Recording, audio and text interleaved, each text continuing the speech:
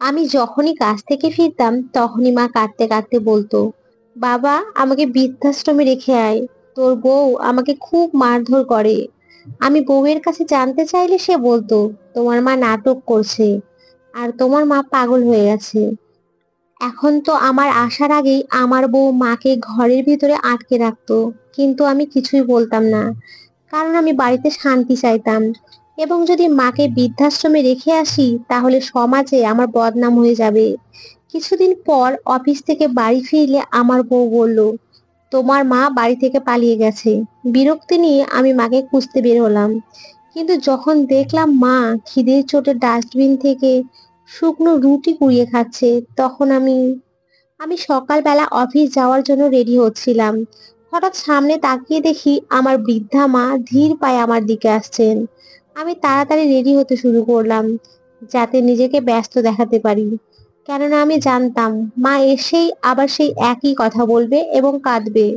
আমি তাড়াতাড়ি অফিসের ব্যাগ তুলে বউকে বিদায় জানালাম এবং একটুখানি হেসে মায়ের দিকে তাকিয়ে তড়ি ঘড়ি করে বেরিয়ে গেলাম।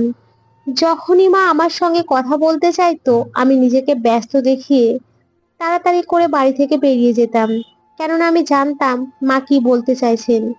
তবুও আমি তাকে উপেক্ষা করতাম। কিন্তু একদিন দুপুর 2টার দিকে বারবার বউয়ের ফোন আসতে লাগলো, কিন্তু আমি ফোন ধরলাম না, কেননা আমি জানতাম সে কি বলবে। আমার মা ও বউয়ের মধ্যে কোনো মিল ছিল না। সারাদিন অফিসের কাজ করে বাড়ি ফিরে তাদের ঝগড়া শুনে বিরক্ত হয়ে যেতাম, তাই ফোন ধরার প্রয়োজনও মনে করলাম না। সন্ধ্যায় ক্লান্ত হয়ে বাড়ি ফেরার সাথে সাথেই আমাকে দেখেই বউ চিৎকার করে বলে উঠলো, তুমি আমার ফোন ধরনি কেন? সময় মতো ফোন ধরলে এত বড় বিপদ আসতো না। আমি অবাক হয়ে ব্যাগ নামিয়ে জিজ্ঞেস করলাম, কি বলছো এসব? আমি তো কিছুই বুঝতে পারছি না, ঠিক করে বলো ব্যাপারটা কি। বউ রাগে গজগজ করতে করতে আমার পাশে বসে বলল, যদি ফোনটা ধরতে তাহলে এত বড় বিপদ হতো না। আমি জিজ্ঞেস করলাম, ব্যাপারটা কি সেটা তো বলবে। নানা অপ্রাসঙ্গিক কথা বলার পরে সে বলল, তোমার মা সকাল থেকেই বাড়িতে নেই, সারাদিন খুঁজে খুঁজে আমি ক্লান্ত হয়ে গেছি। আমি বললাম, মা কোথায়? তাকে কি পাওয়া গেছে? বউ বলল, না এখনো পাওয়া যায়নি, সেই জন্যই তো তোমাকে ফোন করেছিলাম। এখন তুমি দেখো কি করবে। এরপরে সে আরো বলল, আমার জীবন তো এমনিতেই দুর্বিষহ হয়ে উঠেছে। আরো কি কি সব বলছিল, কিন্তু আমি তার কথা আর না শুনে মাকে খুঁজতে বেরিয়ে পড়লাম। রাত 8টা বেজে গেল, তবুও মাকে কোথাও খুঁজে পেলাম না। শেষে এক বন্ধুকে নিয়ে তাকে খুঁজতে বেরোলাম। বন্ধু আমাকে সাহস দেওয়ার জন্য বলল, চিন্তা করিস না, তিনি বৃদ্ধা মানুষ, তাই বেশি দূর যেতে পারবেন না, আশেপাশেই কোথাও আছেন। আমরা খুঁজতে খুঁজতে ক্লান্ত হয়ে রাত 12টার দিকে বাড়ির কাছাকাছি একটি বড় ডাস্টবিনের পাশে বসে পড়লাম। আমি দুঃখে ভেঙে পড়েছিলাম, আর আমার বন্ধু আমাকে বারবার সান্ত্বনা দিচ্ছিল। এখন তো আমার মনে হচ্ছিল যদি আমি প্রথম থেকে মায়ের যত্ন নিতাম তাহলে আজ এই পরিস্থিতির মুখোমুখি হতে হতো না। আমি চুপচাপ বসে কাঁদছিলাম। হঠাৎ অন্ধকারে ডাস্টবিনের পাশে নড়াচড়ার শব্দ শুনে সেদিকে তাকিয়ে যখন ভালো করে দেখলাম, তখন আমি স্তব্ধ হয়ে গেলাম। বন্ধু আমার দিকে তাকিয়ে বলল, এটা কিভাবে তোর মা হতে পারে? আমি তোর মাকে দেখেছি, সে খুব হাসি খুশি স্বাস্থ্যবতী মহিলা, তার এমন অবস্থা হতে পারে না। চল অন্য কোথাও গিয়ে খুঁজে দেখি। আমি বললাম, এখন অনেক রাত হয়ে গেছে, তুই বাড়ি যা, সকালে আবার চেষ্টা করব। সে আমার কাঁধে হাত রেখে সান্ত্বনা দিয়ে চলে যাওয়ার সময় বলল, কাল সকালে এসে আবার একসঙ্গে আন্টিকে খুঁজবো, উনি তো আমার মায়ের মতোই। ওর এই কথা শুনে দুঃখে আমার বুকটা যেন ফেটে গেল।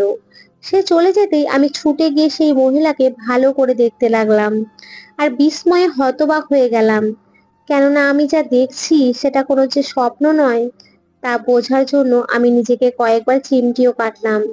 কিন্তু না, এটা কোনো স্বপ্ন নয়, এক নির্মম বাস্তবতা। আমি যা দেখলাম তা এতটাই বিভীষিকাময় ছিল যে আমি পাথরের মূর্তির মতো দাঁড়িয়ে রইলাম, আর আমার পায়ের নিচ থেকে মাটি বেরিয়ে গেল। কেননা আমার নাম সমীর। আমি আমার বাবা মায়ের একমাত্র সন্তান। যখন থেকে বুঝতে শিখেছি তখন থেকেই আমার জীবনে শুধু মাকেই দেখতে পেয়েছি। মা সব সময় আমাকে বোঝাতেন, তোর বাবা বিদেশে চাকরির জন্য গেছে। আমার এক কাকা ছিলেন যিনি বিবাহিত, কিন্তু একেবারে অলস প্রকৃতির মানুষ। কোনো কাজকর্মের প্রতি তার কোনো আগ্রহই ছিল না। সেই কাকা সব সময় আমার মাকে জ্বালাতেন আর বলতেন, বৌদি দাদাকে বলো না সে যেন আমার জন্য টাকা পাঠায়। আমার ঠাকুমাও মাকে প্রচন্ড কষ্ট দিতেন, কিন্তু মা সবকিছু চুপচাপ সহ্য করতেন। কেননা তার অন্য কোথাও যাওয়ার জায়গা ছিল না। কেননা আমার মায়ের বাবা মা ছোটবেলাতেই মারা গিয়েছিলেন। বাবা মায়ের মৃত্যুর পরে মা তার কাকা কাকিমার দয়ায় বড় হন। মায়ের কাকা যত তাড়াতাড়ি সম্ভব তার বিয়ে দিয়ে বাড়ি থেকে বিদায় দিতে চাইতেন। তাই তারা আমার বাবাকে পছন্দ করে মায়ের সাথে বিয়ে দিয়ে দেন। আমার বাবা খুবই ভালো এবং আদর্শবান মানুষ ছিলেন। কিন্তু যখন আমার ঠাকুরমা দেখলেন আমার মা খুবই শান্ত প্রকৃতির মানুষ, তখন তিনি পরিকল্পনা করলেন যাতে আমার বাবা তার প্রভাবের বাইরে চলে না যায়। এরপরে তিনি বাবাকে বিদেশে চাকরির জন্য পাঠিয়ে দিলেন। কারণ ঠাকুরমা ভালো করে জানতেন তার আর এক ছেলে কোনো কাজেরই না। তাই তার এই ছেলেও যদি বইয়ের উপরে নির্ভরশীল হয়ে পড়ে, তাহলে এই সংসারে তার কর্তৃত্ব নষ্ট হয়ে যাবে। এই কারণে আমার বাবা বিয়ের মাত্র 5 মাস পরেই বিদেশ চলে যান। মা খুব কেঁদেছিলেন এবং বাবাকে যেতে নিষেধ করেছিলেন, কিন্তু বাবার কিছুই করার ছিল না। ছোটবেলায় মা আমাকে এই গল্প অনেকবার শুনিয়েছেন, কেননা তিনি আমাকে বোঝাতে চাইতেন যে স্বার্থের জন্য কখনোই সম্পর্ককে ব্যবহার করা উচিত না। এইভাবেই তিনি আমাকে নীতি ও মূল্যবোধ শেখাতেন। আমার জন্ম হলে বাবা ছুটি নিয়ে আসার কথা ভাবলেও ঠাকুমা তাকে সাফ জানিয়ে দিলেন যে এখানে আসার কোনো দরকার নেই, বরং ছোট ভাইয়ের বিয়ের জন্য তোকে টাকা জমাতে হবে। আমার কাকার নাম রমেশ। ঠাকুরমা একটা মেয়ে দেখে তার বিয়ে দিলেন। কাকার বিয়ের 2 বছরের মাথায় ঠাকুরমা অসুস্থ হয়ে পড়লে তিনি উপলব্ধি করলেন যে বাবাকে ডাকা উচিত। আমার বয়স যখন 6 বছর হলো, তখন একদিন বাবা মাকে জানালেন যে তিনি শীঘ্রই দেশে ফিরবেন এবং এখানে এসে রমেশ কাকাকে সাথে নিয়ে একটা ব্যবসা শুরু করবেন। কয়েকদিন পরে একদিন বাবা বাড়িতে ফিরলেন এবং আমাকে জড়িয়ে ধরে আদর করতে করতে কেঁদে ফেললেন, যেন বলতে চাইছেন আমার ছেলে এত বড় হয়ে গেল আর আমি বুঝতেই পারলাম না। কয়েকদিন পরে একদিন ঠাকুরমার মৃত্যু হয়ে যায়। ঠাকুরমার মৃত্যুর সমস্ত কাজ শেষ হওয়ার পরে বাবা ব্যবসা শুরু করলেন। এতে মা খুবই খুশি ছিলেন, কেননা বাবা এখন আমাদের সঙ্গেই থাকবেন। বাবার ফিরে আসা 6 মাস হয়ে গেছে, কিন্তু রমেশ কাকার স্বভাবের কারণে ব্যবসায় ক্রমাগত ক্ষতি হতে থাকলো। বাবা যতই পরিশ্রম করতেন, রমেশ কাকা ততটাই উদাসীনভাবে সবকিছু নষ্ট করে দিতেন। নিজের স্ত্রীর বিলাসিতার জন্য তিনি অবাধে টাকা ওড়াতেন। মাত্র 1 বছরেই বাবার সমস্ত সঞ্চিত টাকা শেষ হয়ে তিনি একেবারে নিঃস্ব হয়ে গেলেন। এই ঘটনা বাবাকে মানসিকভাবে খুব আঘাত দিল এবং তিনি কাকাকে বললেন, এখন তোর নিজের কিছু করা উচিত। এভাবে আর কতদিন চলবে? আমি আর কতদিন তোর বউয়ের খরচ চালাবো? আমারও বউ ও বাচ্চা আছে। এই কথায় কাকা প্রচন্ড রেগে গেলেন এবং বাড়িতে হইচই শুরু করে দিলেন। বাবা আমাদের জন্য 1 খণ্ড জমি কিনে সেখানে বাড়ির কাজও শুরু করেছিলেন, কিন্তু ব্যবসা নষ্ট হওয়ার কারণে বাড়িটাও কমপ্লিট করতে পারলেন না। এর মধ্যেই বাবা গুরুতর অসুস্থ হয়ে পড়লে বাড়িতে খাবার জোটানো মুশকিল হয়ে পড়লো।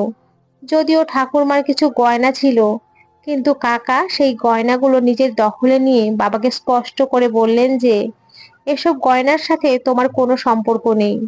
বাবা এই অপমান সহ্য করতে না পেরে আরো অসুস্থ হয়ে পড়লেন, আর বিদেশ থেকে ফেরার 2 বছরের মধ্যেই আমাদের ছেড়ে এই পৃথিবী থেকে চলে গেলেন। এই মৃত্যু আমার মায়ের জন্য খুব বড় আঘাত ছিল, কিন্তু কাকার তো এতে যেন লটারি লেগে গেল। কেননা কাকা কৌশলে বাড়ির কাগজপত্র নিজের নামে করিয়ে আমাদের সেই বাড়ি থেকে বের করে দিলেন। এটা আমার মায়ের জন্য বিশাল বড় একটা ধাক্কা। কিন্তু মা লোকের বাড়িতে কাজ করে একটা ঘর ভাড়া নিলেন আর আমরা সেখানে থাকতে শুরু করলাম। তখন আমার বয়স প্রায় 8 বছর। এই সময় আমি প্রায়ই মাকে কাঁদতে দেখতাম এবং মাঝে মধ্য রাতে দেখতাম তিনি ভেঙে পড়ে ঈশ্বরের কাছে প্রার্থনা করছেন, হে ভগবান, আমার জীবনে যদি সুখ নাও থাকে তাতে কিছুই যায় আসে না, কিন্তু আমার সন্তানকে সুখে রেখো, সে যেন ভালোভাবে জীবন কাটাতে পারে, আর আমার বাকি দিনগুলো যেন তোমার স্মরণে শান্তিতে কেটে যায়। দিন কাটতে লাগলো আর আমি বড় হতে লাগলাম। মা লোকের বাড়িতে কাজ করে আমাকে বড় করছিলেন। আমার জীবনে তার অবদান এতটাই বেশি ছিল যে আমি কখনোই তা ভুলতে পারবো না। আমার জন্য তিনি অনেক ত্যাগ স্বীকার করেছেন। এখন আমি বড় হয়ে ভালো ডিগ্রি অর্জন করে ভালো চাকরি পেয়েছি। আমি সফল হওয়ার পরে মা ঠিক করলেন এবার আমার বিয়ে দিয়ে তিনি বিশ্রাম নেবেন। আমি মাথা নেড়ে তার কথায় সম্মতি দিলাম এবং বললাম আমি আমার এক বান্ধবীকে পছন্দ করি। আমার কথায় মা রাজি হয়ে ধুমধাম করে আমার বান্ধবী রীতার সাথে আমার বিয়ে দিয়ে দিলেন। কয়েক মাস ভালোই চললো। তারপর থেকে না জানি কি নিয়ে মা এবং রীতার মাঝে ঝগড়ার সূচনা হলো। আর আমার বিবাহিত জীবনের সবচেয়ে খারাপ দিনগুলো শুরু হয়ে গেল। আমার মা আর বউ কোনো বিষয়ে একমত হতে পারতো না, আর আমি তাদের মাঝখানে পড়ে যেতাম। আমি অফিস থেকে ক্লান্ত হয়ে যখন বাড়িতে ফিরতাম, তখন আমার বউ মায়ের বিরুদ্ধে অভিযোগের লাইন লাগিয়ে দিত। তাই ধীরে ধীরে আমি এসবে মনোযোগ দেওয়া বন্ধ করে দিলাম। আর আমার স্ত্রীও অভিযোগ করা বন্ধ করে দিল। কিন্তু এবার পরিস্থিতি পুরোপুরি উল্টে গেল। আর আমার মা আগের তুলনায় অনেক দুর্বল হতে শুরু করলো। তিনি প্রায়ই আমার পাশে এসে বসতেন, আর সেটা আমার স্ত্রীর একদম সহ্য হতো না। সে বলতো, তোমার মা নিশ্চয়ই আমার বদনাম করতে তোমার কাছে আসে। তাকে বলো যখন তুমি অফিস থেকে ফেরো তখন যেন অন্তত আমাদের স্বামী স্ত্রীকে একসাথে কিছুটা সময় কাটাতে দেয়। আমি একদিন মাকে সেটাও বলে দিলাম। তারপর থেকে মা আমার কাছে এসে বসাও ছেড়ে দিলেন। মাঝে মাঝে আমি দেখতাম তিনি চুপচাপ কাঁদছেন। তখন আমার স্ত্রী বলতো, সকালে আমাকে উল্টো পাল্টা বলে এখন তোমার সামনে এসে মিথ্যে কাঁদছে, যেন তুমি তার চোখের জল দেখে বিশ্বাস করো। আমি স্ত্রীকে পাশে বসিয়ে বললাম, মা আমার জন্য অনেক বড় ত্যাগ স্বীকার করেছেন। তাই আমি তোমার কাছে অনুরোধ করছি, সেই ত্যাগের কথা মাথায় রেখে তুমি তার সঙ্গে একটু ভালো ব্যবহার করো। সে যদিও কিছু বলেও ফেলে, আমার খাতিরে তার কথা শুনে নাও। তাকে পাল্টা কিছু বলো না। আমার কথা শুনে রীতা অবাক দৃষ্টিতে আমার দিকে তাকালো এবং চুপ হয়ে গেল। এরপর থেকে সে আর কোনো অভিযোগ করলো না। কিন্তু এবার আবার উল্টো সমস্যা শুরু হলো। অফিস থেকে ফিরলেই মা বলতেন, বাবা, তোর বউ আমাকে ঠিক মতো খেতেও দেয় না, কথাও বলে না, আমাকে কোনো কিছু করতেও দেয় না। তাই তুই বরং আমাকে কোনো বৃদ্ধাশ্রমে রেখে আয়। মা প্রায়ই কেঁদে কেঁদে এই কথা বলতেন। আর আমি তাকে বোঝাতাম, মা, মিলেমিশে থাকা শেখো। সে তো তোমারই বৌমা, কোনো শত্রু তো নয়। কেন সে তোমার সাথে এমন করবে? আমার কথা শুনে মা চুপচাপ নিজের ঘরে গিয়ে দরজা বন্ধ করে দিতেন। আর আমার স্ত্রী বিজয়ী দৃষ্টিতে আমার দিকে তাকিয়ে বলতো, দেখলে তো, আমি বলেছিলাম না তার মানসিক অবস্থা ঠিক নেই। তাই আমাদের তাকে ডাক্তারের কাছে নিয়ে যাওয়া উচিত। এক কাজ করো, তুমি তোমার অফিসের কাজে মন দাও। আমি মাকে নিজেই ডাক্তারের কাছে নিয়ে যাব। এরপর সে একদিন আমাকে জানালো, ডাক্তার বলেছে যে তোমার মা মানসিকভাবে অসুস্থ, তাই তাকে কিছু ওষুধ দিয়েছেন। রীতা মায়ের খাবারের সঙ্গে ওষুধ মিশিয়ে দিত, আর মা বেশিরভাগ সময় ঘুমিয়ে থাকতেন। কিন্তু আমি যখনই বাড়ি ফিরতাম, তখনই মা একটাই কথা বলতেন যে আমাকে বৃদ্ধাশ্রমে রেখে আয়, আমার এখানে থাকার আর কোনো মানে নেই। কিন্তু রীতা এসে বলতো, তুমি মায়ের কথায় কান দিও না, তিনি এখন পাগল হয়ে গেছেন। তাই এমন উল্টো পাল্টা কথা বলতেই থাকেন। তুমি নিজেই ভেবে দেখো, সংসার চালানোর সাথে সাথে একটা পাগল মানুষকে সামলানো কতটা কঠিন। সে তার মিষ্টি মিষ্টি কথায় আমাকে মোহিত করে ফেলতো, আর আমি মায়ের দোষ খুঁজতে শুরু করতাম। মাঝে মাঝে আমি গভীর হতাশায় ডুবে যেতাম আর ভাবতাম যে মা আমার জন্য এত ত্যাগ স্বীকার করলেন, তার এ কি পরিণতি হলো। দিন কাটছিল আর মায়ের সঙ্গে আমার স্ত্রীর বিবাদ বাড়ছিল। মা প্রতিদিনই বলতেন আমাকে বৃদ্ধাশ্রমে রেখে আয়, তোর বউ আমার উপরে অত্যাচার করে, জোর করে ওষুধ খাওয়ায়। যখন মা কাঁদতে কাঁদতে এইসব কথা বলতেন, তখন আমার হৃদয় মোচড় দিয়ে উঠতো। কিন্তু আমি চাইতাম ঘরে শান্তি বজায় থাকুক। এখন আমার স্ত্রী আমার আসার আগেই মাকে ঘরে বন্ধ করে রাখতো। বহুদিন হয়ে গেছে আমি তার মুখটাও দেখিনি। শুধু কাদার শব্দ শুনে বুঝতাম মা ঘরেই আছেন। রীতা বলতো এখন সে পাগল হয়ে গেছে, তাই বাইরে থাকলে যে কোনো মুহূর্তে বিপদ ঘটতে পারে। তুমি এসব ভাবনা থেকে নিজেকে সরিয়ে রাখো, আমি তাকে সামলে নেব। যখনই মা আমাকে দেখতো একটাই কথা বলতো, আমাকে এখানে আর রাখিস না, বৃদ্ধাশ্রমে রেখে আয়। কিন্তু আমি তার কথায় মন দিতাম না, কেননা রীতা আমায় বিশ্বাস করে দিয়েছিল যে মা পাগল হয়ে গেছেন। একদিন রীতা বলল, যদি সত্যিই মায়ের ভালোর কথা ভাবো তাহলে চলো ওনাকে বৃদ্ধাশ্রমে রেখে আসি। রীতার এই কথা শুনে আমি প্রচন্ড রেগে গেলাম। যদিও এই ভাবনাটা আমার মাথায় আগেও এসেছিল, কিন্তু আমি ভয় পেতাম লোকেরা জানলে বলবে সমীরের মা কত কষ্টে ছেলেকে বড় করলো, আর সেই ছেলে এখন বউয়ের কথায় মাকে বৃদ্ধাশ্রমে রেখে এসেছে। যদিও আমি জানতাম মা বাড়িতে খুবই একটা ভালো অবস্থায় নেই, তবুও আমি স্বার্থপরের মতো শুধু নিজের শান্তির কথাই চিন্তা করতাম। যে মা সমস্ত ত্যাগ স্বীকার করে আমাকে এই অবস্থানে পৌঁছেছে, সেই মাকে আমি প্রায় ভুলেই গেছি। মনে পড়লেও ইচ্ছা করে তার দিকে মন দিতাম না, কেননা আমি অফিস থেকে ফিরে শুধু শান্তি আর বিশ্রাম চাইতাম। তাই আমি রীতাকে স্পষ্ট করে বলেছিলাম, তুমি যেটা ঠিক মনে করো তাই করো। আমার বিশ্বাস তুমি আমার মায়ের সঙ্গে কখনোই অন্যায় করবে না। আমরা বাড়ি ফেরার আগেই রীতা মাকে তার ঘরে বন্ধ করে দিত, আর আমি সকাল 7টায় অফিসে বের হওয়ার পরেই দরজা খুলতো। কিন্তু আমি কি জানতাম আমার জীবনে এমন একটা দিন আসবে যার কারণে সারা জীবন আমাকে এই ভুলের জন্য অনুতপ্ত হতে হবে। প্রতিদিনের মতো একদিন আমি অফিসে যাওয়ার জন্য বের হচ্ছিলাম। সেই সময় আমার মা পেছনে এসে দাঁড়ালো। আমি বললাম, মা সকাল সকাল মাথা খারাপ করো না।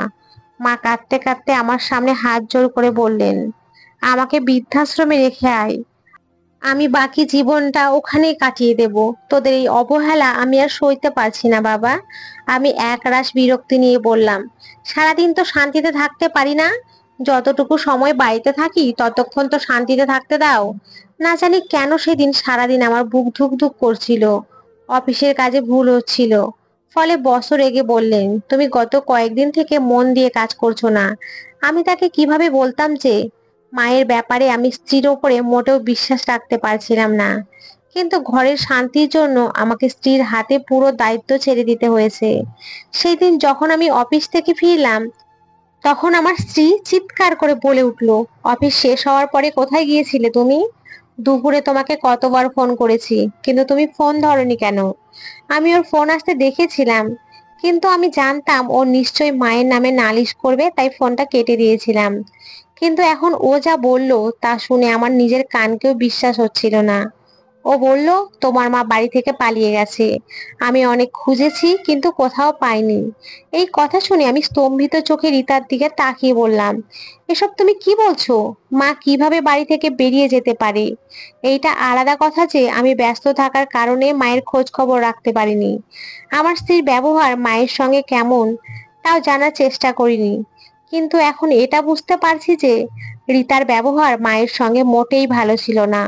আমি এক প্রকার পাগলের মতো বাড়ি থেকে বেরিয়ে রাত ভর কখনো এখানে কখনো ওখানে, কখনো হাসপাতালে তো কখনো থানায় খুঁজলাম। শেষে ক্লান্ত ও হতাশ হয়ে এক বন্ধুর সঙ্গে তার বাড়ির পাশের ডাস্টবিনের কাছে থাকা একটা চাতালের উপরে বসে কাঁদতে লাগলাম।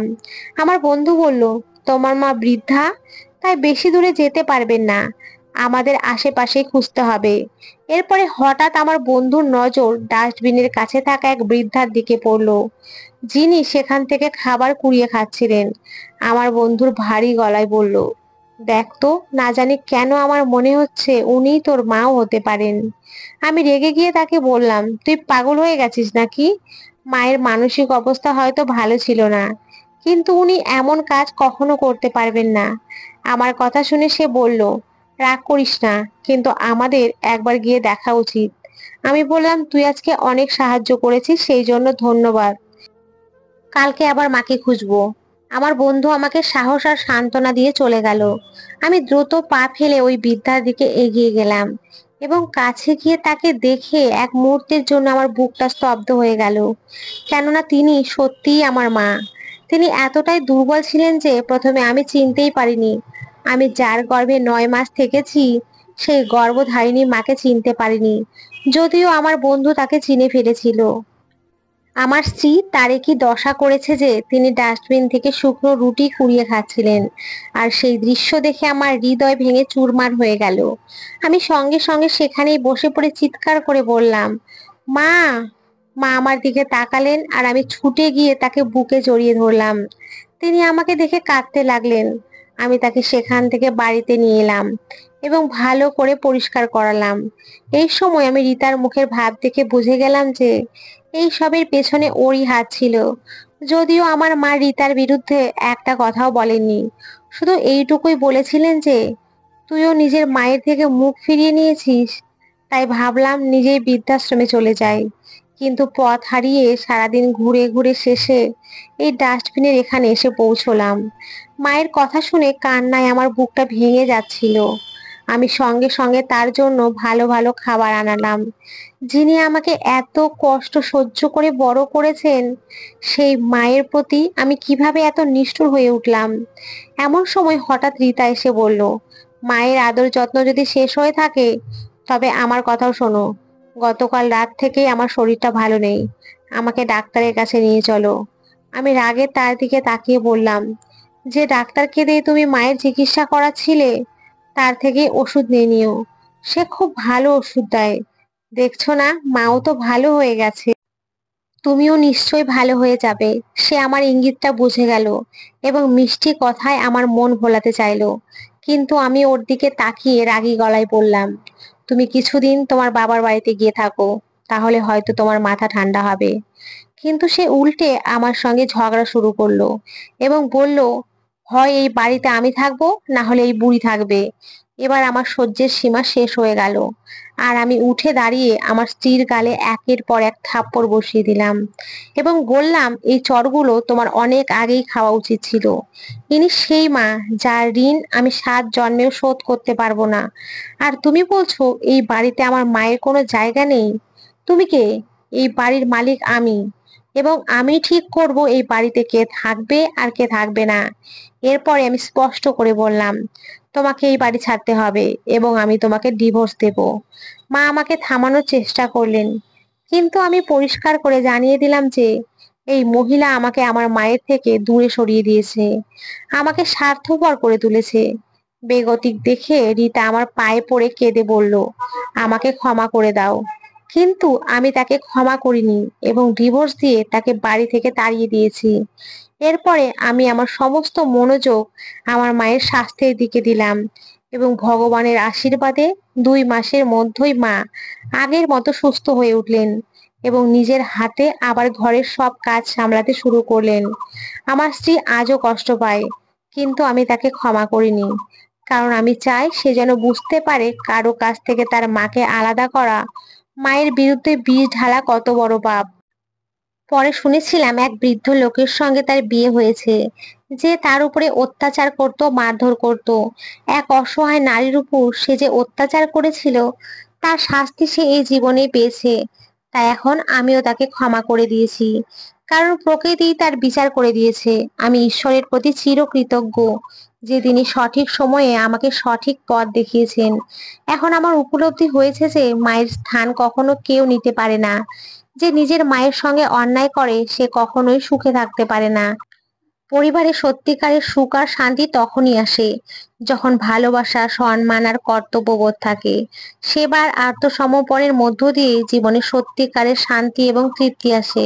তো বন্ধুরা, তোমরা সকলে খুব ভালো থেকো, সুস্থ থেকো।